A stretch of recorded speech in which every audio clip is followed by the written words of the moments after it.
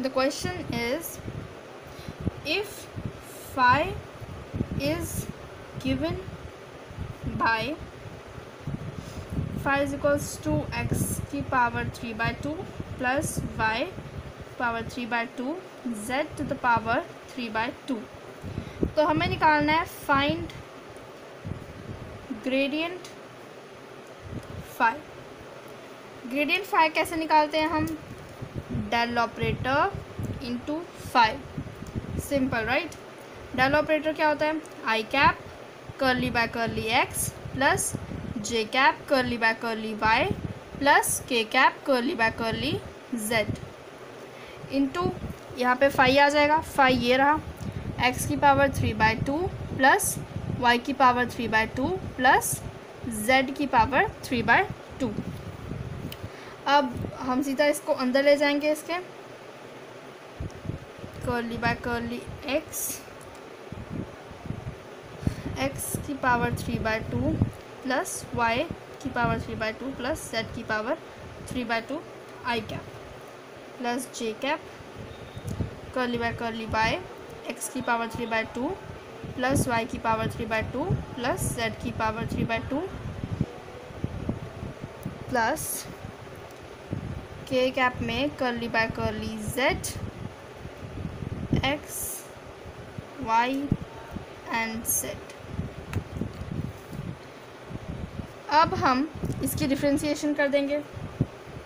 आई cap में जब हम x यहाँ पर x की विद रिस्पेक्ट टू हम डिफ्रेंशिएट करेंगे जब इसको, तो y और z तो यहाँ पे कांस्टेंट बन जाएंगे और कांस्टेंट का डिफ्रेंशिएशन 0 होता है, तो हम सीधा इसकी डिफ्रेंशिएट कर देंगे x को, तो आ जाएगा इसकी पावर आगे आ जाएगी और x की पावर 3/2 माइनस 1 जब हम करेंगे तो 1/2 आ जाएगा हमारे पास प्लस जे कैप। अब ये y के विद रिस्पेक्ट टू डिफ्रेंशिएट करेंगे हम, इसीलिए x और z कांस्टेंट बन जाएंगे, यानी कि हमारे पास आ जाएगा answer 3/2 y raise to the power 1/2 plus के कैप एज इट इज़। यहाँ पर x और y कांस्टेंट है, इसीलिए z की डिफ्रेंशिएशन आएगी just z to the power 1/2। और ये क्वेश्चन भी इस तरह से डन है। अब इसके बाद नेक्स्ट क्वेश्चन देखो। The question says if r vector is any position vector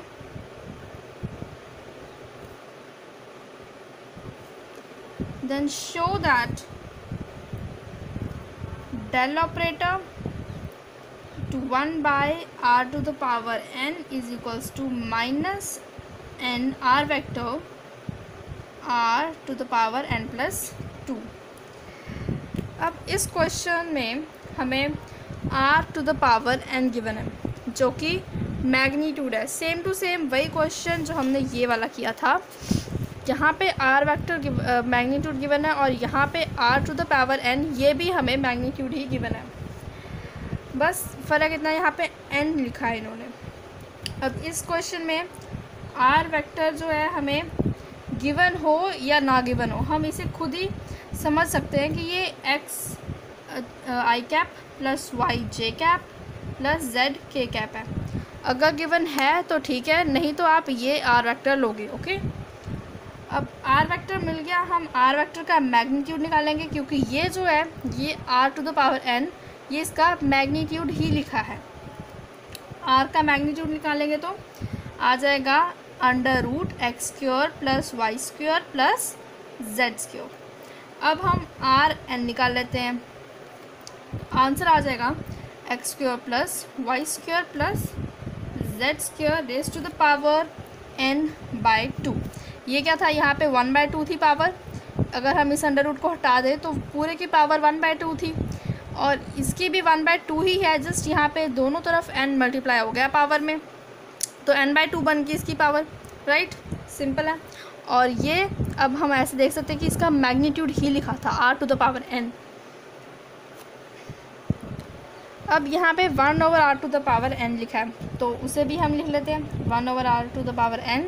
क्या आ जाएगा, ये हमें गिवन है 1/x² plus Y square plus Z square. कुछ नहीं किया हमने, जस्ट 1/rn की वैल्यू पुट कर दी यहाँ पे, दैट्स इट। अब हम इसे कैसे लिख सकते हैं, x square plus Y square plus Z square raise to the power -n/2। जब ऊपर जाएगा ये तो माइनस आ जाएगा इसकी पावर में। अब हम सीधा ये निकाल सकते हैं, del into 1/r to the power n।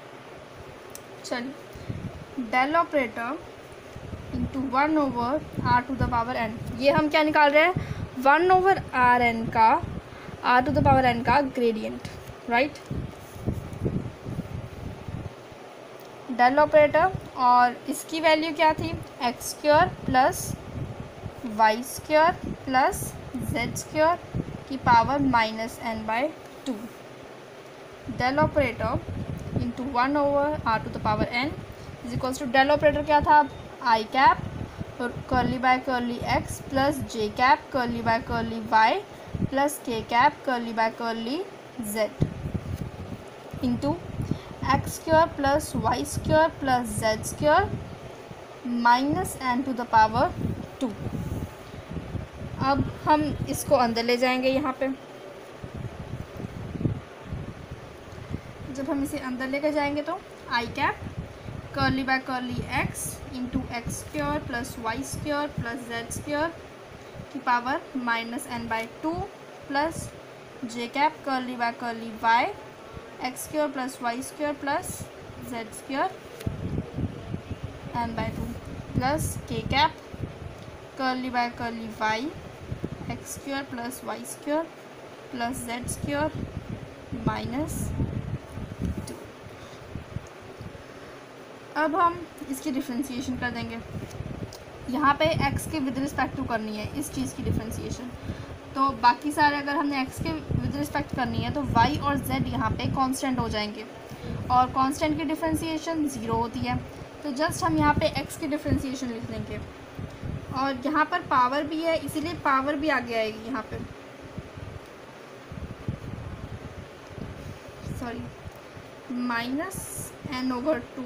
सीधा हमने पावर नीचे ले ली। इसके बाद x square plus Y square plus Z square, और इसकी पावर में से अब 1 माइनस हो जाएगा, राइट, इंटू 2x। जब हमने x की डिफ्रेंशिएशन की, एक्स स्क्वायर की डिफ्रेंशिएशन की with respect to the x, तो आंसर आ गया हमारे पास 2x। ओके, ये इस चीज़ की पावर है। ओके,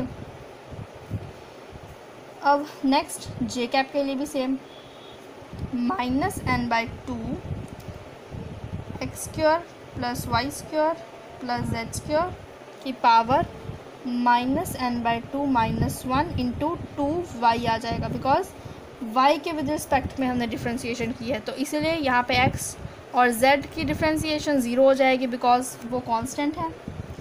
अब के कैप के लिए भी सेम ही करेंगे हम, -n/2 x square plus Y square plus Z square की पावर -n/2 -1 इंटू 2z आ जाएगा। जब हम z स्क्वायर की डिफ्रेंशिएशन करेंगे, तो यहाँ पे z आना था, z स्क्वायर की डिफ्रेंशिएशन करेंगे तो यहाँ पे 2z आ जाएगा।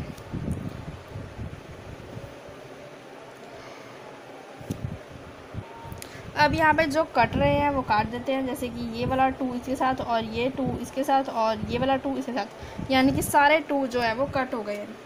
तो -n इन सब में कॉमन है, तो वो कॉमन ले लेते हैं, और x square plus Y square plus Z square की पावर -n/2 -1 ये भी हम -n और x square plus Y square plus Z square raise to the power -n/2 -1 common ले लेंगे, तो पीछे हमारे पास एक्स आई कैप प्लस वाई जे कैप प्लस जेड के कैप, ये वाला जेड और ये के, ये वाला एक्स और ये आई और ये वाई और ये जे कैप, ये हमारे पास बच जाएंगे। अब हम देख सकते हैं कि ये वाली जो टर्म है ये आर वेक्टर है। आर वेक्टर जो हमें गिवन था क्वेश्चन में, ये आर वेक्टर है, तो इसकी जगह हम यहाँ पे आर वेक्टर लिख सकते हैं, x square plus Y square plus Z square -n/2 -1, और इस सब के जगह हमने आर वेक्टर लिख दिया। और ये जो टर्म है इसे हम नीचे ले जाते हैं, -n r vector over x square plus Y square plus z square. जब हम इस सब में से माइनस कॉमन ले लेंगे, जैसे कि माइनस एन माइनस वन, यहाँ पे ऐसे 2, जब इन सब में से मैं माइनस कॉमन ले लेती हूँ तो n/2 + 1 बच जाएगा, राइट। जब मैं इन सब का एलसीएम ले लूँगी तो n/2 + 2 बन जाएगा ये, ओके। तो बस अब मैं यहाँ पे यही लिखूँगी, ये जो माइनस साइन आगे आ रहा है, इस माइनस साइन जब ये डिनोमिनेटर में जाएगी टर्म तो ये प्लस हो जाएगा, पावर जो है डिनोमिनेटर में जाने के बाद प्लस हो जाएगी। इसीलिए यहाँ पे मैं n+2/2 लिख रही हूँ। यहाँ पे माइनस था लेकिन नीचे जाने के बाद पॉजिटिव हो गया। अब जो ये टर्म है nr वेक्टर ओवर जो x² + y² हमारे पास ये जो टर्म थी, ये टर्म हमारे पास थी r वेक्टर का मैग्नीट्यूड। r वेक्टर का मैग्नीट्यूड हमने क्या निकाला था, x² + y² + z² का √, यानी कि इन सब की पावर x² + y² की पावर 1/2 है ना, x² + y² + z² की पावर 1/2। और यहाँ पे भी हमें सेम भी गिवन है, बस यहाँ पे n+2 ऊपर है यहाँ पर, इसीलिए हम इसे कैसे लिख सकते हैं, r - nr वेक्टर ओवर इस सारी टर्म की जगह हम r लिख देंगे, बिकॉज हमारे पास r वेक्टर यहाँ पे था, x² r वेक्टर का मैग्नीट्यूड ये था, इसीलिए इसकी जगह हम लिख देंगे r वेक्टर का magnitude plus 2 n+2 as it is आ गया। और बाकी की ये सारी चीज़ जो थी ये यही चीज़ है, राइट। जैसे कि x² + y² + z² की पावर 1/2, जस्ट यहाँ पर n/2 था यहाँ पे, क्योंकि इसीलिए यहाँ पे मैंने n+2 लिख दिया है। बाकी ये पूरी टर्म ही है, ये r है ना, इसीलिए मैंने इसे इस तरह से लिख दिया, ओके। अब हम नेक्स्ट न्यूमेरिकल प्रैक्टिस करते हैं। The question says late phi is given by x², y³, z, then find divergence of gradient phi। इस क्वेश्चन को कैसे करेंगे, ग्रेडियंट phi निकालेंगे पहले, उसके बाद उसका डाइवर्जेंस निकाल देंगे। तो ग्रेडियंट phi कैसे निकालते हैं, ग्रेडियंट phi निकालने के लिए डेल ऑपरेटर इंटू phi कर देंगे हम। phi की वैल्यू हमें गिवन है और डेल ऑपरेटर की वैल्यू क्या होती है, i cap curly by curly x plus j cap curly by curly y plus k cap curly by curly z into phi लिख देंगे। phi की वैल्यू x² y³ z। अब हम इसे अंदर ले जाएंगे, i cap curly by curly x² y³ z plus j cap curly by curly y x² y³ z plus k cap curly by curly z x² plus y³ z।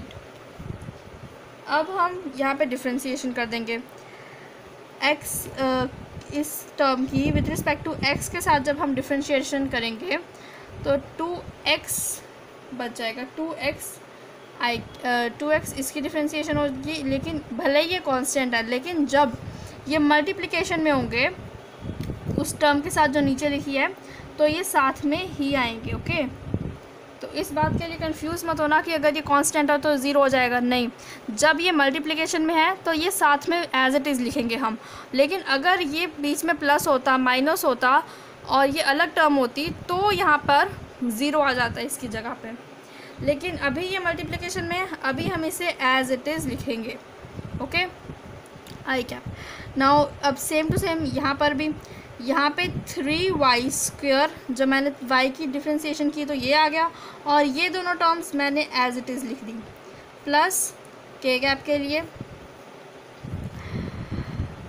z है तो x² y³ और z की differentiation 1 हो गई और वो हम अब लिखने की ज़रूरत ही नहीं है हमें, राइट।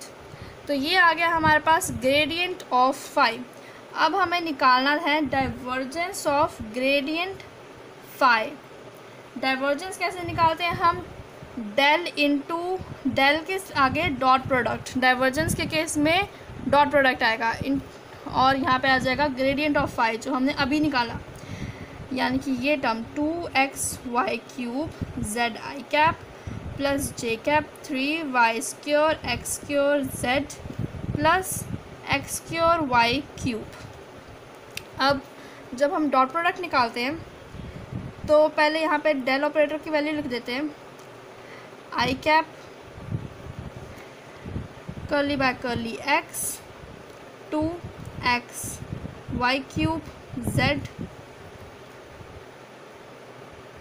मैं इसे सीधा अंदर ले जा रही हूँ बिकॉज़ ज़्यादा टाइम नहीं वेस्ट करूँगी आपका मैं। कर्ली बाय कर्ली y, इसकी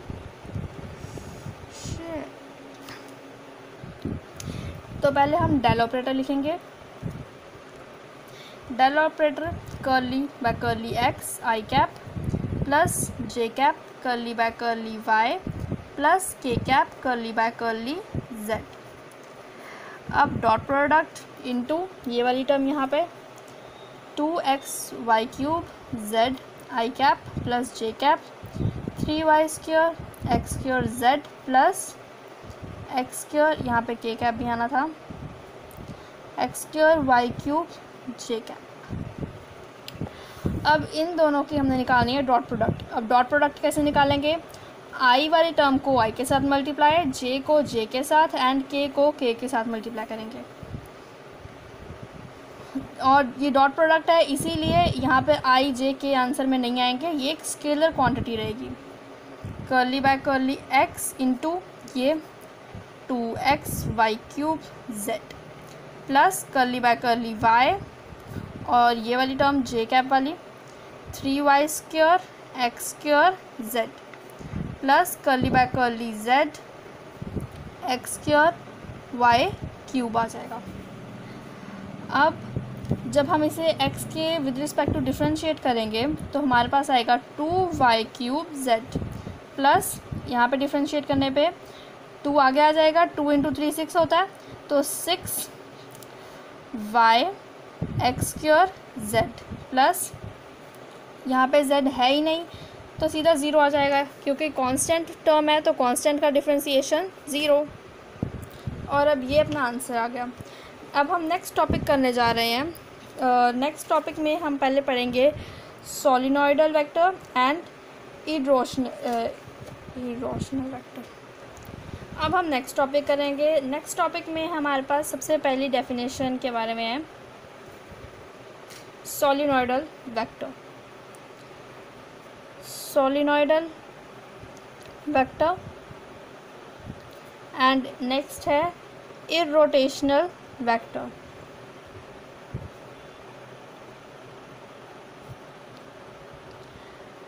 अब सोलिनॉइडल वेक्टर क्या होता है? सोलिनॉइडल वेक्टर वो वेक्टर होते हैं जिन्हों का डाइवर्जेंस 0 के इक्वल होता है, यानी कि del operator dot A vector is equals to 0।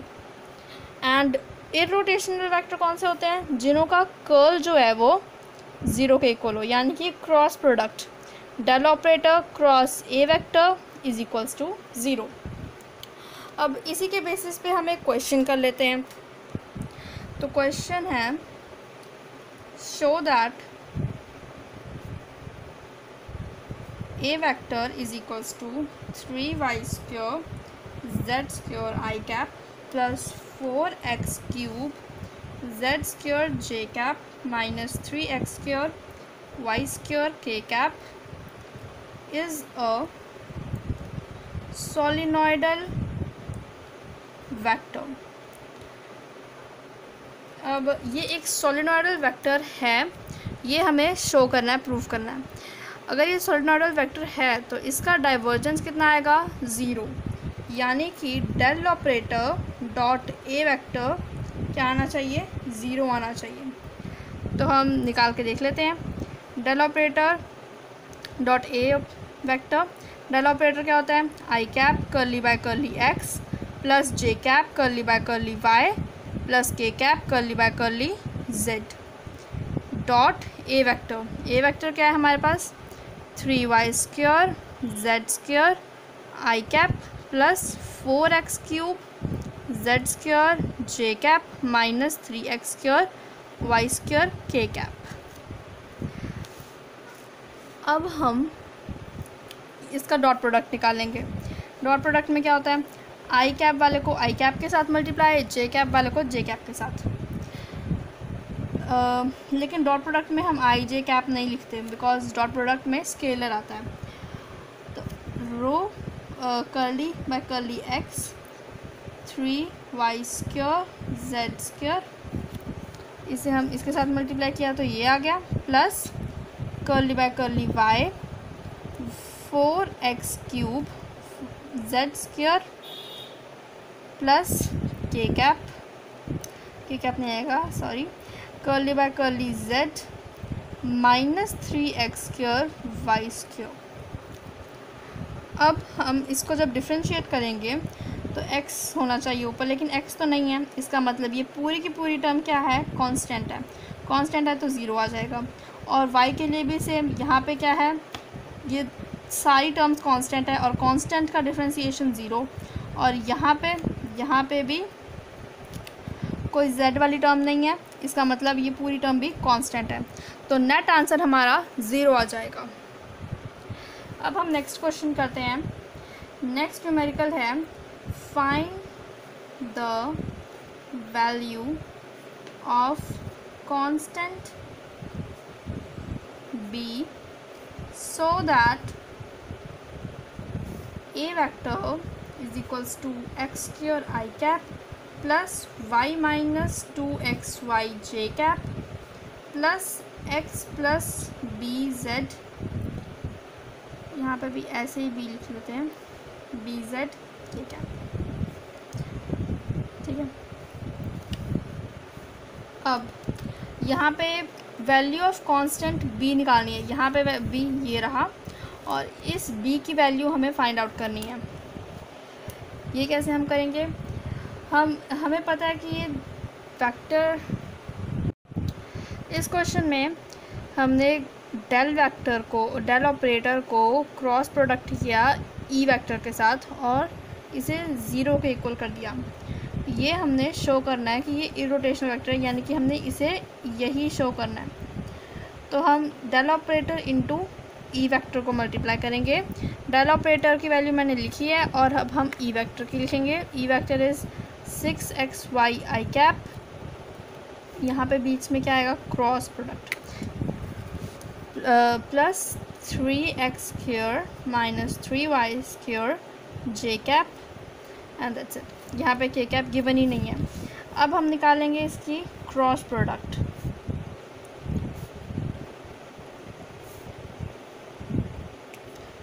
Curly by curly x, curly by curly y, curly by curly z।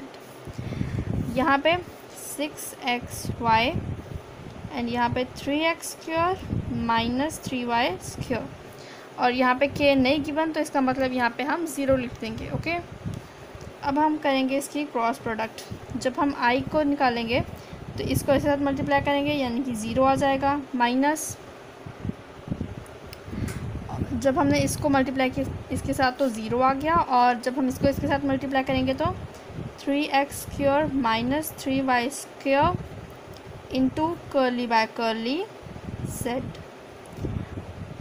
अब यहाँ पे आ जाएगा माइनस जे कैप, जब हम इसे छुपा देंगे तो 0 आ जाएगा इन दोनों को मल्टीप्लाई करने पे भी, एंड इसे मल्टीप्लाई करेंगे तो minus curly by curly z into 6xy plus के कैप। जब हम के कैप के लिए करेंगे तो ये छुपा लेंगे, इन दोनों को मल्टीप्लाई करेंगे 3x square minus 3y square curly by curly x minus, जब हम इन दोनों को मल्टीप्लाई करेंगे, इन दोनों को मल्टीप्लाई करना है अब हमने, curly by curly y into 6xy। और अब हम निकालेंगे इनों का डिफ्रेंशिएट करेंगे। अब हम इनको जब हम z के विद रिस्पेक्ट टू डिफ्रेंशिएट करेंगे इसे, तो ये एक कांस्टेंट है, इसका मतलब आंसर आ जाएगा 0, राइट। तो 0 आई कैप आ गया। और जे कैप क्या आएगा, यहाँ पे भी z अवेलेबल नहीं है क्योंकि हमने z के विद रिस्पेक्ट टू करना है, तो यहाँ पे z होना चाहिए ना डिफ्रेंशिएट करने के लिए, लेकिन नहीं है। इसका मतलब यहाँ पे ये पूरी टर्म भी कांस्टेंट है और कांस्टेंट का डिफ्रेंशिएशन 0। प्लस के कैप के लिए यहाँ पे भी सेम। अब हम इसके डिफ्रेंशिएट करके देख लेते हैं। यहाँ पे x है, जब हम डिफ्रेंशिएट करेंगे x को तो 6x आ जाएगा और ये तो कांस्टेंट है इसीलिए 0 रहेगा। माइनस यहाँ पे जब हम डिफ्रेंशिएट करेंगे तो ये भी 6x आ जाएगा। तो 6x में से 6x माइनस के तो 0 आ गया। इसका मतलब टोटल आंसर हमारे पास 0 आ जाएगा। अब नेक्स्ट क्वेश्चन करते हैं। The question says if k is a scalar and a vector is a vector, then show that del operator dot k cap into a vector is equals to k del operator dot a vector plus a vector dot del operator into k। ठीक है, यानी कि हमें ये show करना है। Question में हमें गिवन है कि k कोई स्केलर है एंड एक a वेक्टर, a जो है वो एक वेक्टर है और ये चीज़ हमने शो करनी है। इसे शो करने के लिए हम पहले k del operator dot k a vector is equals to del operator, यहाँ पे हम बाहर कॉमन ले लेते हैं डॉट, क्योंकि यहाँ पे डेल ऑपरेटर दोनों में है इसीलिए कि मैंने बाहर लिख दिया और डेल ऑपरेटर डॉट यहाँ पे डाल दिया और के इंटू के भी मैंने यहाँ पे कॉमन ले लिया। तो के इंटू ए वैक्टर, बीच में क्या बचा, पीछे ए वैक्टर बचा, जस्ट ए वैक्टर पे। यार क्या हो रहा है अब,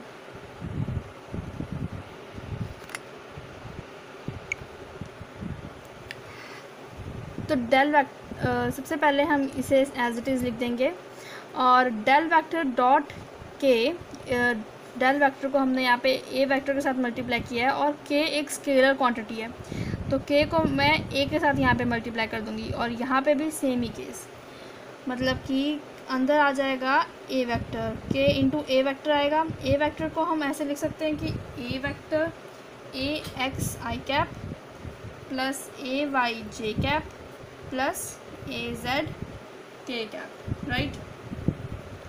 अब ये जो है ये सेम ही चीज़ बनी है, मतलब ये वाली चीज़ हमने लिखी है, ओके। डेल ऑपरेटर डॉट के इंटू ए वेक्टर, ये वाली चीज़ जो है ये यहाँ पर लेके आए और हमने इसे यहाँ पे खोल कर लिख दिया, जस्ट ए वेक्टर को हमने खोला है, ठीक है।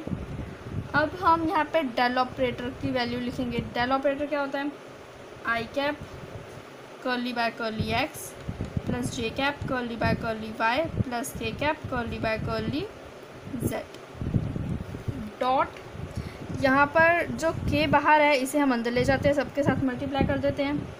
के a x I cap plus k a Y J cap plus k a Y A Z के कैप। अब यहाँ पर कर्ली बाय कर्ली एक्स,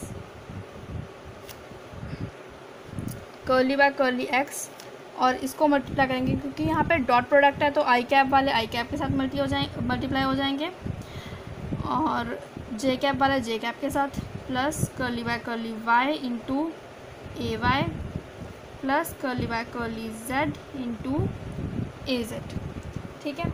अब यहाँ पर u इंटू वी लगेगा, साथ में k भी था तो k भी आएगा, यहाँ पे k भी था तो यहाँ पे u इंटू वी लग सकता है। अब k को हम u मान सकते हैं और a x को हम v मान सकते हैं, जैसे मतलब जैसे कर्ली बाय कर्ली x है, कर्ली बाय कर्ली x के साथ जब हम मल्टीप्लाई कर रहे हैं k एंड ए एक्स, तो मैंने k को मान लिया u एंड ए एक्स को मान लिया v, यानी कि यू वी वाला फॉर्मूला लगेगा यहाँ पे। और यू वी का फॉर्मूला हमें पता है that u into differentiation of v plus v as it is differentiation of u। तो वही चीज़ हम यहाँ पे भी अप्लाई करेंगे, यानी कि यू वी वाला फॉर्मूला इन सब पे अप्लाई कर देंगे। कर्ली बाय कर्ली x, अब u हमारा एज इट इज़ यानी कि k ऐसे ही रह जाएगा, और v का डिफ्रेंशिएशन यानी कि a x का डिफ्रेंशिएशन हम कर देंगे। तो हम इसे ऐसे लिख देते हैं दैट k बाहर curly by curly x into A X, ठीक है। अब डिफ्रेंशिएशन हो जाएगा इसका ए एक्स का। अब हम यहाँ पे नेक्स्ट ए एक्स बाहर ले लेते हैं, यानी कि v बाहर आ गया, और कर्ली बाय कर्ली x के अंदर चला गया k का डिफ्रेंशिएशन। उसी तरह से अब हम सारे कर देंगे, curly by curly y A Y plus A y बाहर, कर्ली बाय कर्ली y के अंदर plus k curly by curly z a Z plus A z बाहर curly by curly z k। इस तरह से करने के बाद इन सब में से हम k कॉमन ले लेंगे, तो पीछे से बचेगा curly by curly x A Z plus curly by curly y A Y plus curly A Z by curly y, right. इन सब में से हमने k को कर्ली ले लिया, इन सब में से नहीं, सिर्फ उनमें से जहाँ पे k था, जैसे कि इसमें से जहाँ पे भी नीचे ए एक्स और बीच में एक्स, जैसे कि ये वाली टर्म में से हमने k ले लिया कॉमन, और ए वाई ये वाली टर्म में से, और z वाली टर्म में से k वाली।